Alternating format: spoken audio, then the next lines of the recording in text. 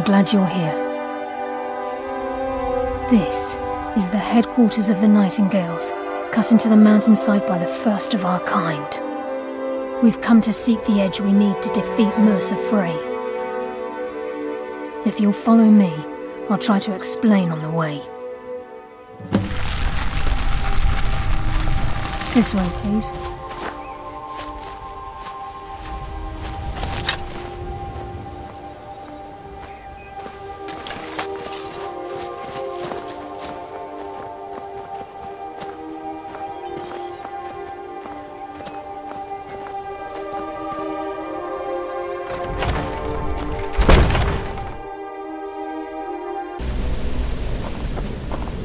So this is Nightingale Hall.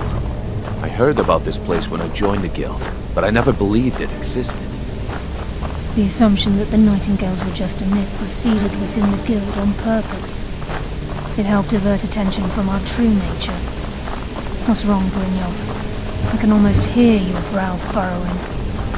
I'm trying to understand why I'm here, lass. I'm no priest, and I'm certainly not religious. Why pick me? This isn't about religion, Brynjolf. It's business.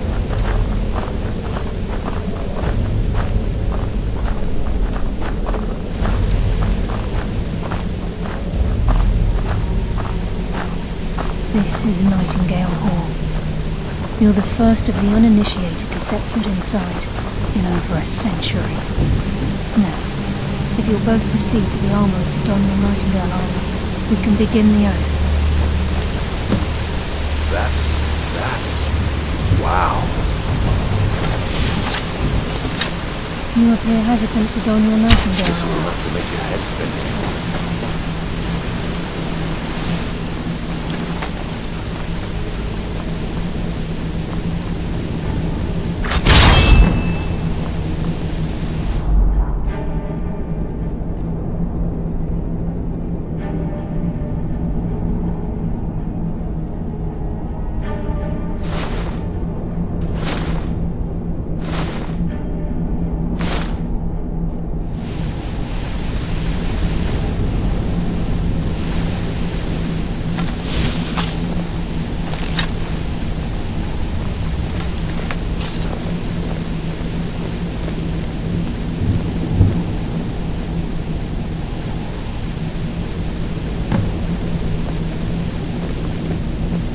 You appear ready for the oath. Time's wasting, and Mercer's still out there.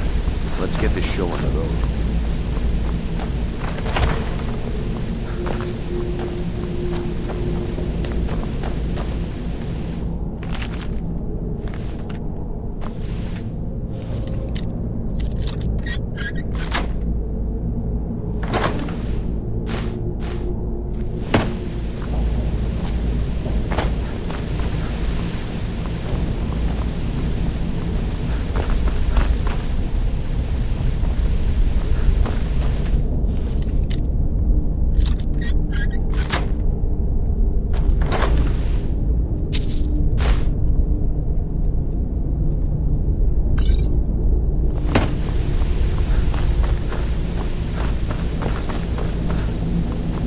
You appear ready for the oath. Okay, lass. We've got these get-ups on.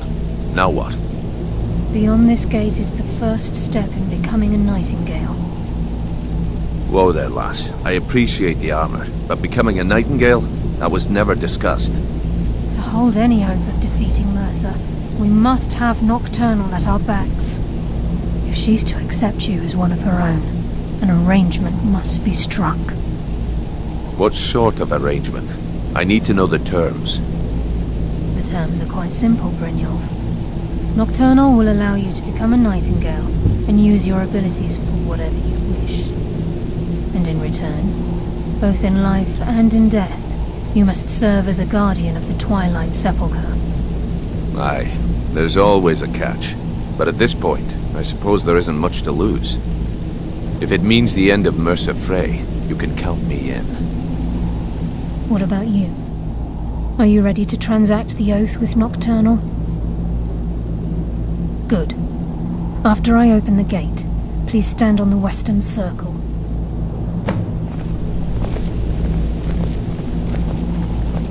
I think we should trust the lass and take the deal.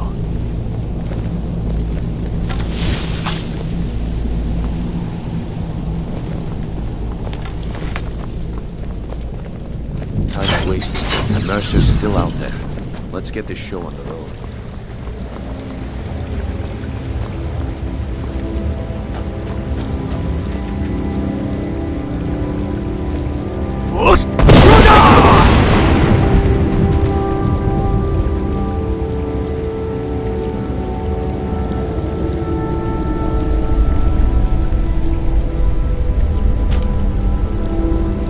I call upon you, Lady Nocturnal, Queen of Murk, and Empress of Shadow.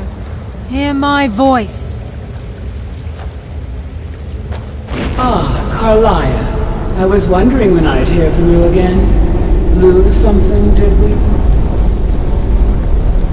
My lady, I've come before you to throw myself upon your mercy, and to accept responsibility for my failure. You're already mine, Karliah. Your terms were struck long ago. What could you possibly offer me now? I have two others that wish to transact the oath, to serve you both in life and in death. You surprise me, Karliah. This offer is definitely weighted in my favor. My appetite for Mercer's demise exceeds my craving for wealth, Your Grace. Revenge. How interesting. Very well. The conditions are acceptable. You may proceed. Lady Nocturnal, we accept your terms.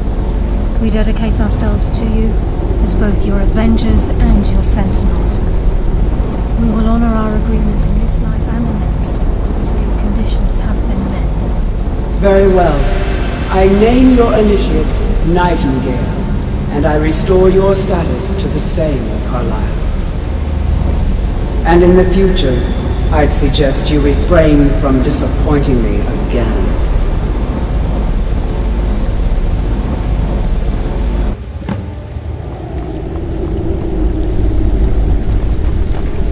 Now that you've transacted the oath, it's time to reveal the final piece of the puzzle to you.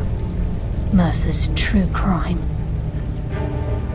Mercer was able to unlock the Guild's vault without 2 keys because of what he stole from the Twilight Sepulchre, the skeleton key. By doing this, he's compromised our ties to Nocturnal and, in essence, caused our luck to run dry. Well, yes, but the key isn't only restricted to physical barriers. All of us possess untapped abilities, the potential to wield great power securely sealed within our minds. Once you realize the key can access these traits, the potential becomes limitless.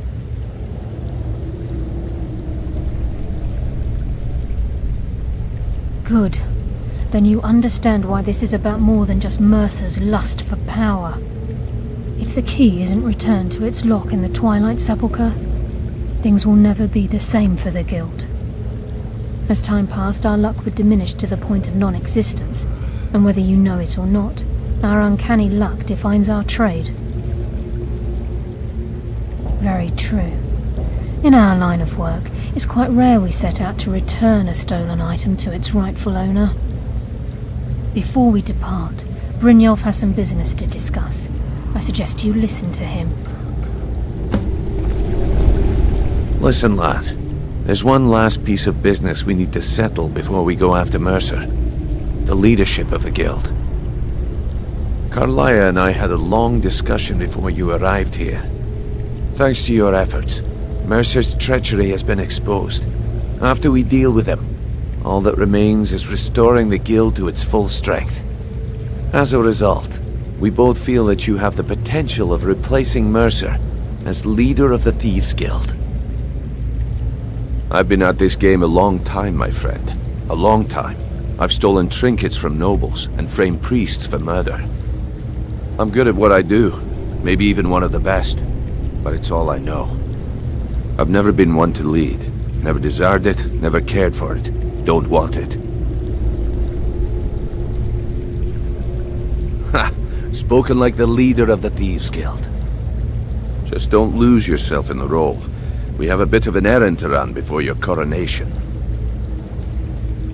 Then it's decided. When this is all over and Delvin's contacts assure me that we've regained our footing in Skyrim, we'll handle the details. Until then, we have quite the task ahead. I've been poring over the plans you brought us, and I'm convinced the eyes of the Falmer are in the Dwarven ruins at Erkenthand. Karliah and I will meet you there. Prepare yourself, lad. This will be a fight to remember. Until next we meet, lad. Sorry, lad. Things to do. We'll speak another time.